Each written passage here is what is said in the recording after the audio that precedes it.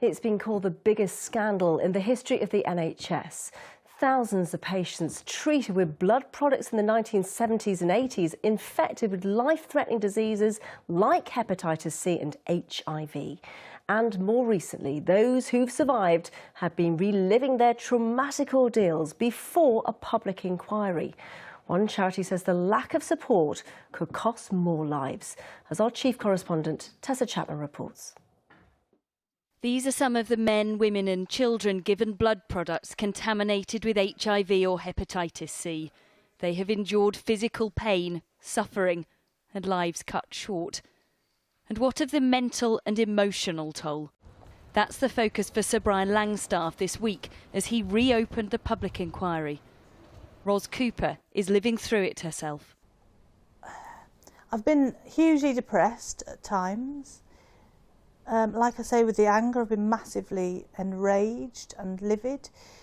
Ros was a baby when she was diagnosed with a severe bleeding disorder. At 19, she was told she had hepatitis C. There was no kind of, look, we're breaking this to you, you're going to need support, here it is, nothing at all. I felt completely alone and completely isolated, trying to find out information, feeling like I wasn't getting the full picture, but not really knowing where to turn. Medication did clear the virus, but the side effects left Ros with chronic fatigue and pain that ended her career.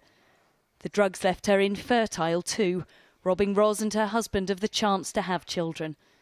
The inquiry itself has raked it all up.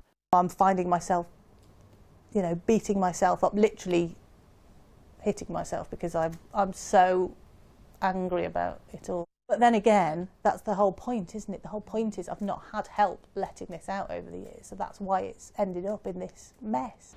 The Haemophilia Society says thousands like Ros are missing out on bespoke trauma treatment.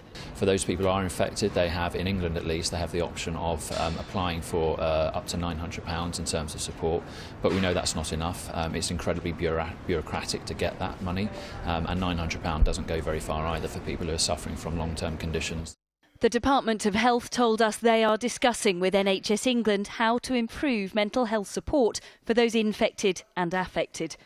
Campaigners like Ros say the situation is urgent and fear a lack of support right now could cost more lives.